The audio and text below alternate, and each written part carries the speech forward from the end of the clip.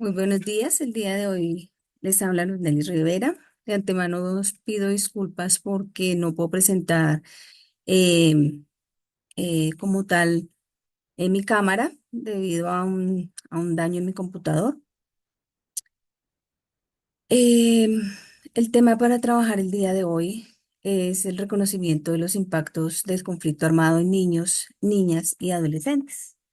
Justamente con la conmemoración el pasado 12 de febrero de 2025, em, celebrándose el Día de las Manos Rojas, una estrategia que invita a que nunca más niñas, niños y adolescentes estén en la guerra, estén en este conflicto armado colombiano. Y esto está pues en nuestras manos. Quiero empezar esta frase con Fernando Sabater, que nos dice que la educación es valiosa y válida, pero también es un acto de coraje, un paso al frente de la valentía humana. Em, y empiezo por esa frase porque considero que la educación, pues, em, es un promotor del desarrollo humano y del desarrollo social de las comunidades. Em, Empezando con la problemática que estoy mencionando, que es los niños, las niñas y adolescentes en el conflicto armado. Quiero mencionar un poco el marco normativo principal que, que ha trabajado, digamos que en beneficio de disminuir esta problemática. Ya vemos que la Convención Internacional sobre los Derechos del Niño y de la Niña fue adoptada por la ONU el 20 de noviembre de 1989 y ratificada por el Estado colombiano mediante la Ley 1291 del 12 de 1991. Se puede decir que básicamente estamos hablando de los derechos del niño hace 30, 34 años, o sea, muy reciente. Realmente esto llama la atención de cómo em, a finales del siglo XX, comienzos del XXI, estamos teniendo en cuenta a los niños y sus derechos. Pero además, la problemática se suma en Colombia la participación que tienen los niños en los conflictos armados.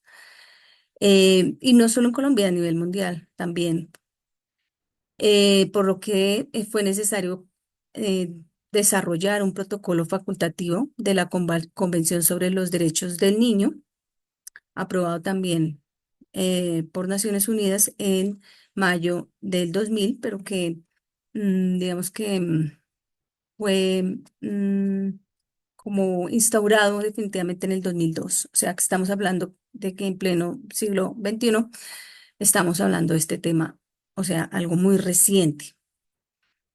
Y en Colombia lo fuimos ratificando a través de, o se instauró a través de la ley 833 del 2003, hace aproximadamente 21 años que, que se empezó, digamos, a instaurar este protocolo aquí en Colombia.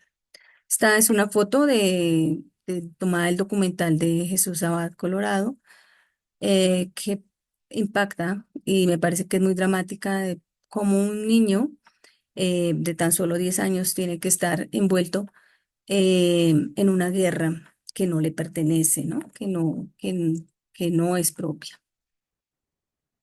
Dentro del marco normativo, pues vamos a tener la Constitución Política del 91, nos habla de los niños como sujetos de derecho y la prevalencia de los derechos de los niños, niñas y adolescentes.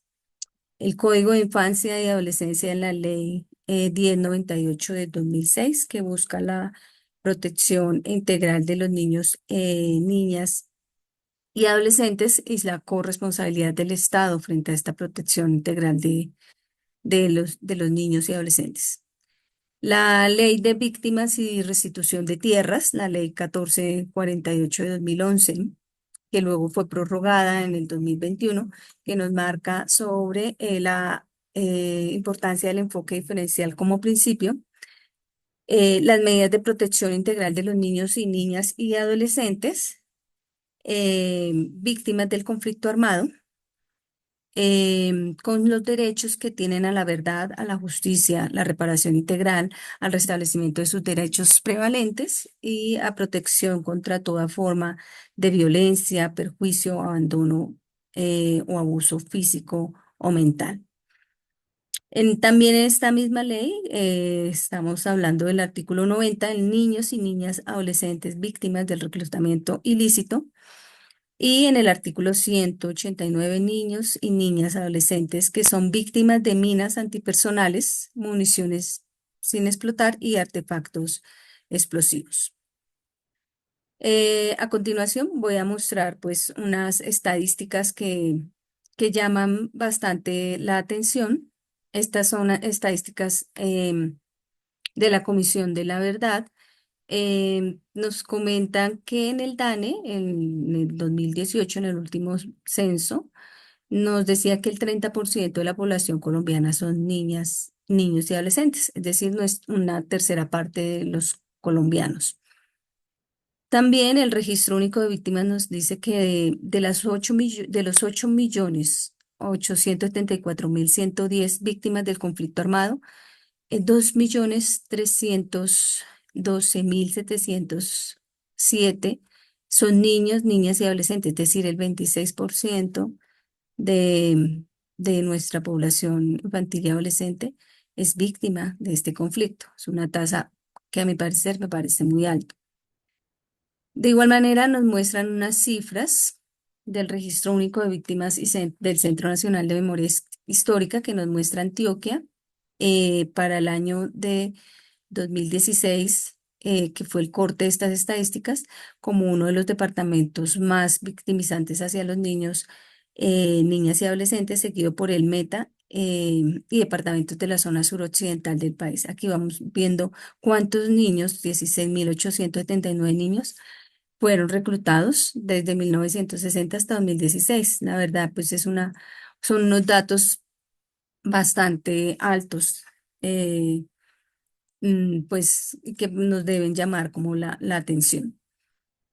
Aquí estoy mostrando unos datos con corte al 2021, también presentados pues por estos entes que nos muestran de 1958 al 2021 cómo ha sido ese histórico de casos y víctimas. Y aquí vamos viendo cómo aproximadamente a partir de esta década empieza a aumentar el número de casos y de niños que han sido reclutados, ¿cierto? Y adolescentes en el conflicto armado.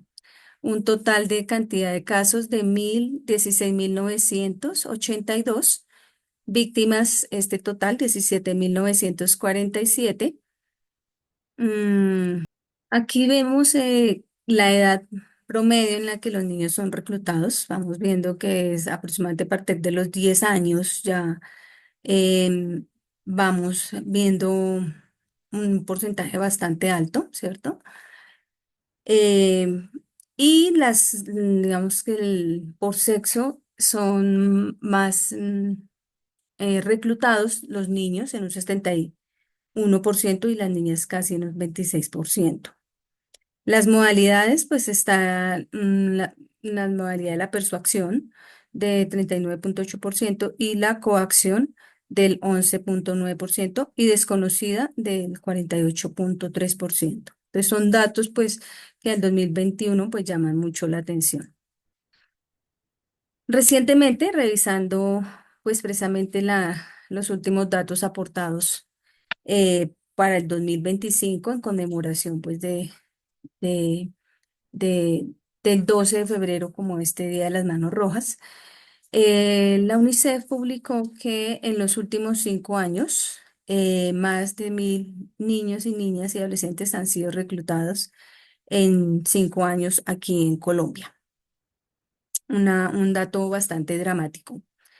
Y se menciona que generalmente los grupos armados pues utilizan engaños, amenazas, manipulación afectiva, violencia sexual, los inducen a consumir alcohol y otras sustancias psicoactivas y algunos factores de riesgos precisamente que de los cuales se aprovechan también estos grupos armados es la situación de vulneración de derechos que hay en los territorios, lo que facilita que los puedan reclutar, ¿no? El poco acceso que tienen los chicos a la educación o a servicios sociales, culturales, pues digamos que la misma desigualdad social o el determinante social más importante que es la pobreza, pues son situaciones de vulneración importantes que exacerban el riesgo para la niñez y la adolescencia.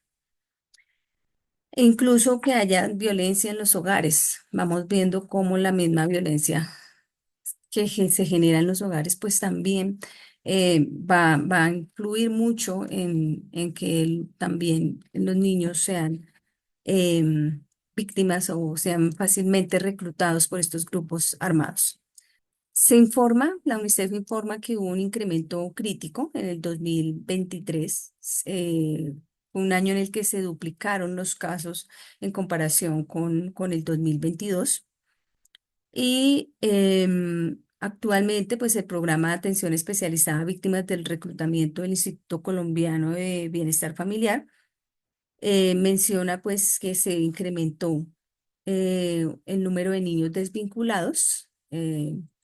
Pasando de 213 en 2023 a 318 en 2024. Entonces, esto pues insta a la importancia de fortalecer pues todos los programas dirigidos a restaurar sus derechos, a acompañar su reparación integral, a promover pues su inclusión social. El impacto pues del reclutamiento también es muy grave, especialmente en las comunidades étnicas. Entonces, debido a que el 51% de los casos que han ocurrido en los 2 últimos años que ha verificado las Naciones Unidas, eh, nos dice que corresponden a niños y adolescentes indígenas o afrodescendientes. Entonces, vemos que esto tiene un impacto comunitario, pues genera pues el desarraigo de los territorios ancestrales y la alteración de sus modos de vida, como también aumentan el riesgo de extinción física y cultural. Y Naciones Unidas también nos dice que en los últimos 5 años, los departamentos con más casos de reclusión, uso y utilización de niños, niñas y adolescentes son Cauca, Arauca, Nariño, Chocó y Norte de Santander. Aunque se ha visto un aumento también en otros departamentos como Putumayo, Caquetá, Meta, Guaviare y Huila.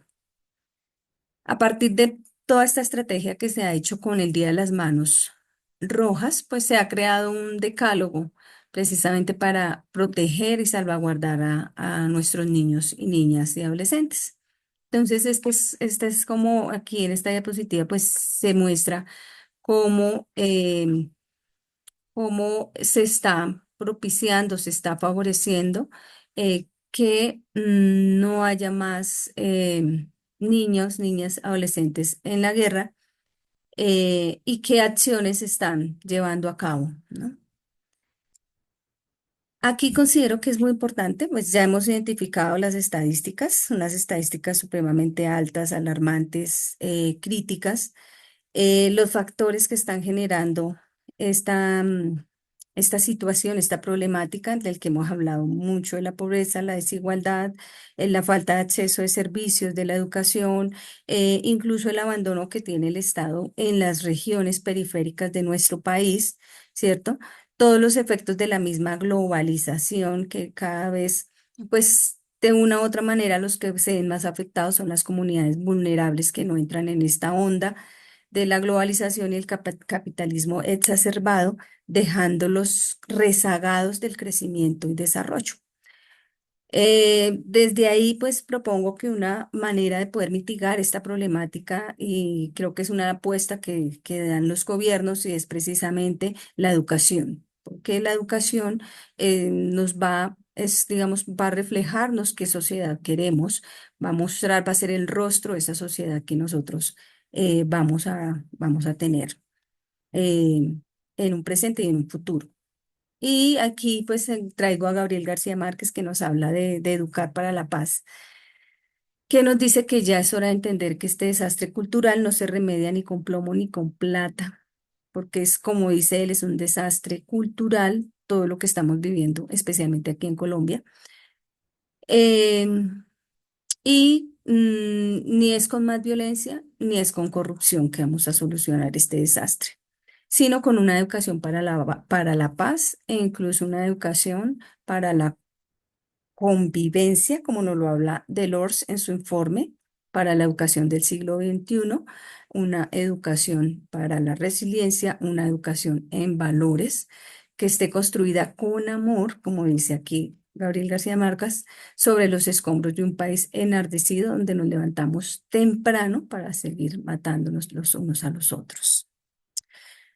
En síntesis, una legítima revolución de paz que canalice hacia la vida la inmensa energía creadora que durante casi 2 siglos hemos usado para destruirnos y que reivindique y enaltezca el predominio de la imaginación. Entonces aquí nos va a mostrar de cómo esa educación para la paz es una herramienta que nos va a ayudar para mitigar, para superar todo estos casi 2 siglos de violencia que tenemos en nuestro país. Paulo Freire nos habla de la importancia del maestro, precisamente como un actor político y crítico frente a las realidades del contexto social de los educandos y nos muestra cuáles son esas cualidades para poder, digamos, estar allí junto con la comunidad. Y vamos viendo que nos habla también del amor. Nos habla de la valentía, como nos decía Fernando Sabater al comienzo, la educación es un acto de valentía. Nos habla de la tolerancia, de la decisión, de esa tensión que surge entre la paciencia y lo que nos genera impaciencia y surge a partir de procesos de investigación, acción participativa junto con la comunidad. Y el psicólogo, como considero que también es un educador en potencia, y es un sujeto que está comprometido con el cambio y esto implica que el psicólogo o la psicóloga esté comprometida en primer lugar con su propio cambio, con estas características de hacer una práctica reflexiva y crítica y a la vez que se caracteriza por actuar de una manera práctica, que trabaje junto a la comunidad en relaciones dialógicas donde permea una dialéctica horizontal, eh, no autoritaria, no una educación bancaria en donde deposito contenidos o deposito asistencia o deposito, sino una relación dialógica basada en unas relaciones de ayuda y de empatía y de confianza, pero además también que tenga una sensibilidad ética que esté situado en su contexto y que sea un ser también histórico que reconozca la historia de ese contexto, de esa realidad social en la que se encuentra. En nuestro caso, la historia de nuestro país. Y también que tenga un dominio pedagógico y metodológico que permita didácticas significativas y acordes a los contextos sociales y a las etapas evolutivas de los seres humanos y a sus realidades. Desde aquí, considero que es muy importante que la apuesta se haga hacia una formación política, que promovamos la memoria histórica y colectiva como un acto de resistencia frente a la violencia y la injusticia, pero también como un acto para la no repetición de los hechos, eh, y, ¿por qué no?, para la propia reconciliación del país, con didácticas que sean precisamente dialógicas, que nos permitan repensarnos la relación docente, no tanto desde relaciones jerárquicas o de poder o bancarias, como mencioné antes, sino más desde una relación que construya y co-construya con el otro. Eh, que fomentemos la empatía entre, entre todos, entre todos los que estamos inmersos en el conflicto armado, que finalmente pues somos todos los colombianos, poder entender las diferentes posturas, comprender eh, un poco de qué realidad o qué concepción está mirando la realidad y poder llegar a hacer mediaciones. Y habilidades sociales, me parece que esto es muy importante, poder fortalecer desde la educación las habilidades sociales para la resolución de conflictos, para crear una conversación no violenta, una comunicación no violenta, una comunicación más afectiva, ¿cierto? Y esto también se va dando desde la misma relación pedagógica que establece el docente con sus educandos. Por eso Paulo Freire nos dice que la educación no cambia el mundo, sino cambia a las personas que van a cambiar el mundo. Y de ahí, como psicólogos, psicólogas y educadores, pues nuestro rol también es precisamente estar comprometidos con el cambio empezando por sí mismas, y ello implica pues el autoconocimiento, la autoformación. Em, y algo que me parece muy importante es no quedarnos con el conformismo, ¿no? De que las cosas son así, nada se puede hacer. Porque como dice Freire, la afirmación de que las cosas no pueden ser de otra manera es odiosamente fatalista, pues decreta que la felicidad pertenece solamente al que tiene poder. Y finalmente, pues dejar esta reflexión que hace Tania Chapuisat, que nos dice: el reclutamiento interrumpe infancias, vulnera los derechos de la niñez y pone en riesgo su vida. Esto no puede seguir ocurriendo. Los niños y las niñas deben estar en las escuelas con sus familias y comunidades, no en la guerra. Entonces, pues con esto quiero mm, terminar. Mencionar que precisamente la educación es un proceso dinámico que se desarrolla a través de las conexiones y las interacciones entre individuos.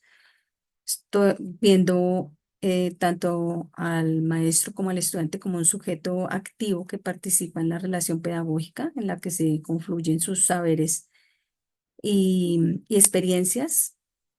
Y quiero recordar nuevamente a Delors en su informe de la educación para el siglo XXI, y a Julián de Subiría, que nos hablan de superar la visión meramente instrumental que ha enfocado la educación como un medio para alcanzar resultados, particularmente de índole económica, apuntándole más hacia una sociedad globalizada. Eh, s- entonces, pues la idea está más centrada es a una perspectiva educativa que se centra hacia el desarrollo del individuo y sus potencialidades, que fomente el desarrollo de competencias cognitivas, claro que sí, pero también valorativas, praxeológicas, comunicativas y sociales que, que le permitan no solo adquirir conocimientos, sino también comprender, cuestionar, reflexionar críticamente sobre el contexto en el que se está viviendo y contribuir activamente a la sociedad en constante cambio. Entonces, estos son los desafíos que tenemos actualmente: la importancia de aprender a convivir juntos, aprender a ser, también aprender a conocer y aprender a ser en una sociedad diversa y compleja, como nos lo dice Delors. Y aquí es esencial, pues, conocer al otro, superar estos prejuicios, promover la comprensión humana, pues, a través de la empatía, la generosidad, em, fortalecer el tejido social y moral, muy importante esto último, de nuestras sociedades contemporáneas de nuestro país. Em, y pues todo esto se logra a través de prácticas educativas dialógicas, reflexivas y éticas, en el que se integren todas esas competencias que mencioné anteriormente Y el modelo pedagógico dialogante que nos ha mencionado Julián de Subiría, creo que puede ayudarnos mucho para que se promueva esa convivencia más armoniosa y ética en la sociedad actual y que le permita a los niños y jóvenes y a toda nuestra comunidad en general el tener herramientas y recursos para poder convivir pacíficamente. Bueno, muchísimas gracias. Espero que haya sido una reflexión interesante.